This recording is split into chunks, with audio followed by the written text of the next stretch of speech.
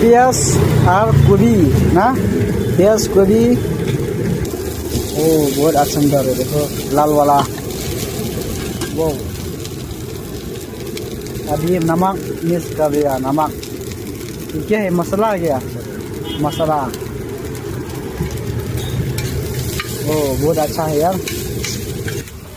देखो ये 50 रुपया है। फ्राइड राइस, फ्राइड राइस है ना भाई, देखो फ्राइड राइस। ओ क्या क्या है, प्याज, ओ मसाला मछली, क्या क्या देखो बहुत अच्छा है भाई।